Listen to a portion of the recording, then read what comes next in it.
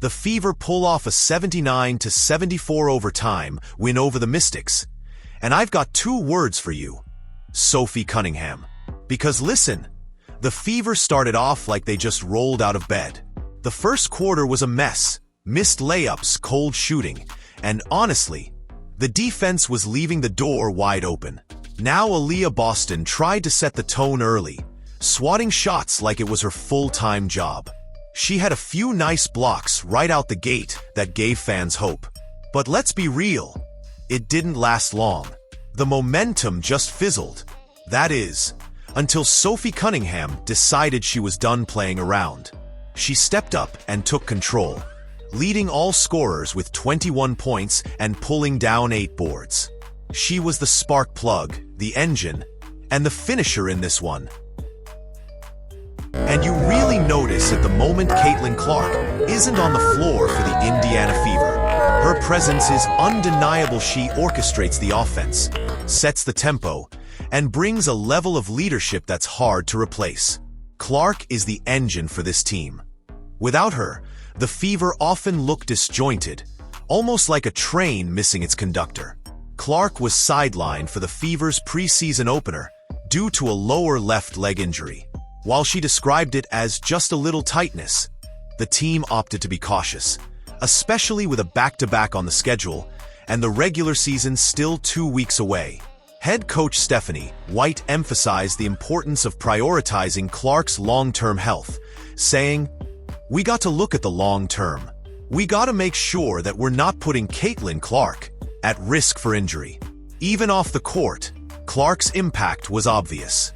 She was highly engaged on the bench, communicating with teammates, offering insights during huddles, and even energizing the crowd. Coach White praised her communication and leadership, noting that Clark's perspective from the sidelines helped both the players and coaching staff. At one point, it looked like she was itching to get back in uniform, but the Fever staff held firm for her safety. The Fever's next game is at Carver Hawkeye Arena, Clark's old stomping grounds from her Iowa days. There's hope she'll be ready, but the decision will depend on how she responds to treatment and warm-ups. If you're planning to tune in, it could be a special moment, especially if Clark makes a return in front of a home state crowd. The Mystics came into this season stacked with picks from the WNBA draft. They cleaned up. They grabbed Kiki Iriafen. They grabbed Sonia Citron. And yep, Sonia Citron got the starting nod today. And honestly, she looked good. Sure, there were a couple of rookie moments where you could tell she was still adjusting to the pace of the league. But for the most part, she held her own. I was impressed. Solid debut. Then there's Brittany Sykes, who's really starting to turn heads again. She missed a big chunk of last season with injuries, but started flashing some of that old spark during Unrivaled. Yeah, it's 3-on-3, and this is full-on 5-on-5 action. But she didn't miss a beat. Smooth, confident, hitting shots. So between Citron holding it down and Sykes back in form, it's no surprise the Mystics jumped out early.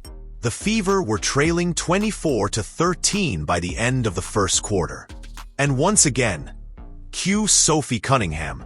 She lit it up with 21 points, 8 rebounds, and 2 assists. She was the clear catalyst for Indiana's comeback, which really started to spark in the second quarter. Now, they opened the game with Sydney Colson running point. And let's just say, it wasn't exactly clicking. Steph White kept going back to her, trying to make it work. But by the third quarter, you could tell something needed to change. I was sitting there like, are we going to see one of these rookies get a chance? Because Sid just wasn't moving the needle for the Fever at that point. Look, I get it. Chemistry takes time. This team is still figuring things out. But it really felt like a moment to experiment and maybe shake things up with some fresh legs. But let's bring it back to Sophie. She shot 6 of 11 from the field and knocked down 33% of her threes. That's pretty solid, especially for someone in her first ever game wearing an Indiana Fever jersey, playing alongside brand new teammates. She stepped up when it mattered and made a real impact. Bonner looked like she was setting up a move to Sophie, but instead, she swung it over to Kelsey Mitchell, who quickly dished it right back out to Sophie for the jumper. Now, let's talk about Kelsey for a second. She was clearly still trying to find her rhythm out there. The ball was in her hands a lot, but the shots just weren't falling. She didn't score at all in the first quarter despite taking quite a few attempts. Meanwhile, the Fever were trailing 24-13 to the Mystics after one, and it wasn't looking too hot. But by halftime, Sophie Cunningham flipped the energy. She came in and dropped 12 points, sparking a much-needed run and helping Indiana narrow the gap to 38-35. And let's not overlook Lexie Hull.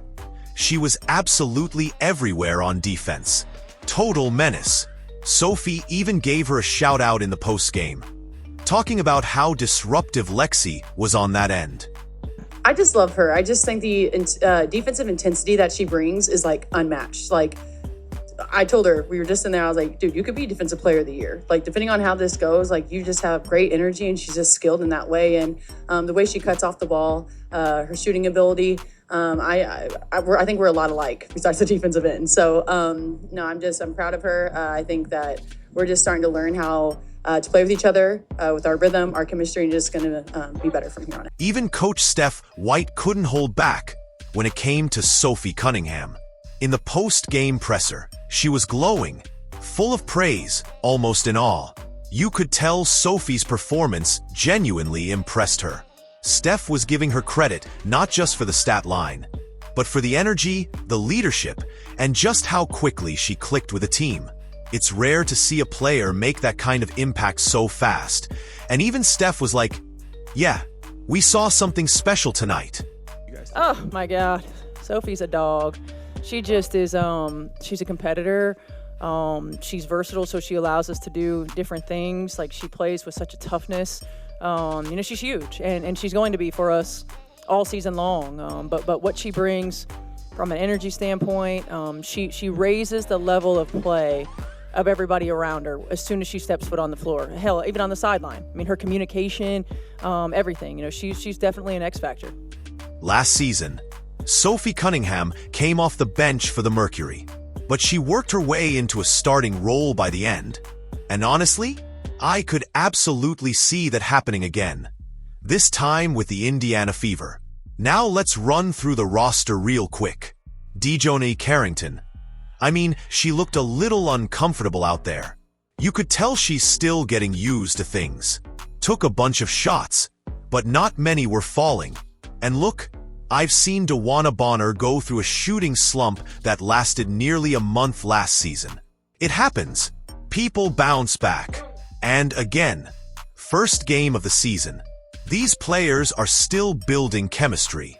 So I'm giving grace, just calling what I see. Natasha Howard, former Defensive Player of the Year, wasn't really locking anyone down tonight. She also missed a couple of easy layups. But again, first game, new system. Now, Aaliyah Boston had some solid moments.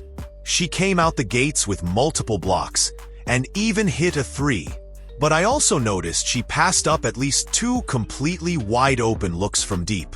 Hopefully, she gets more confident with those shots as the season goes on. Brianna Turner. Yeah, I'm still waiting to see what her role really becomes. Not much to say yet. As for Michaela Timpson, that was interesting. Honestly, I thought she'd be the first sub off the bench with all the hype the Fever have been giving her on social. But no, Jasmine Jones came in first, and she struggled. Quick hard foul on Steph Dolson, and she got pulled. Then they put in Ivani Jim, and man, she looked lost. Wasn't really in sync, passing the ball all over the place.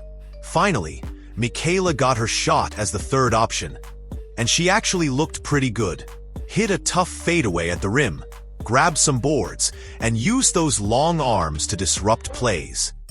And the Mystics, yeah, they just looked really good. Super solid. Especially those rookies. They were running the floor with speed, playing sharp. And honestly, they were all over the Indiana Fever in that first quarter. There was barely any breathing room. The Mystics were pressing, swarming, getting into passing lanes.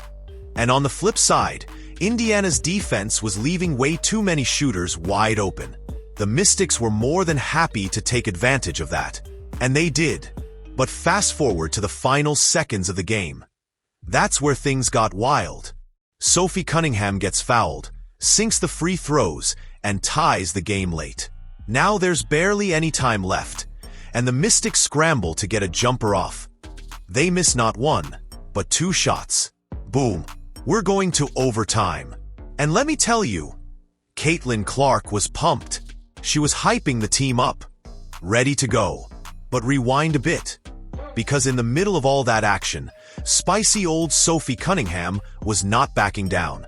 She got tangled up over a rebound with Kiki Iriafen, the rookie from USC now playing for the Mystics. And let's just say, Sophie gave her a real welcome to the WNBA moment. Straight up said, "You don't bleeping do that. You don't bleeping do that."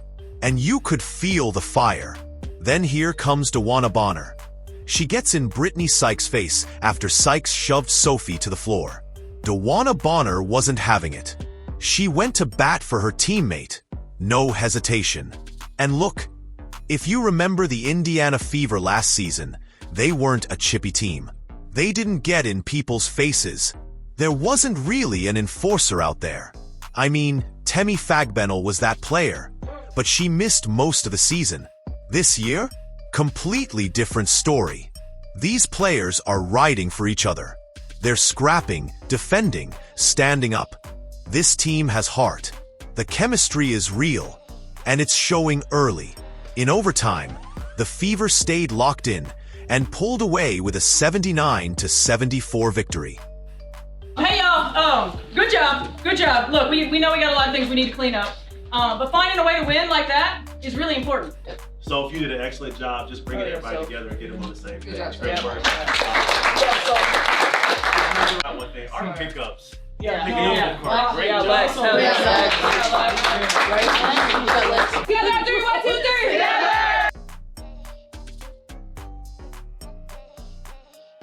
I don't know if the Indiana Fever are already headed to the airport or what, but I'm guessing they're on their way because they've got to get from Indiana to Iowa.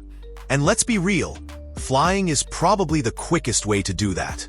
They're on a back-to-back, and tomorrow they play at Carver Hawkeye Arena.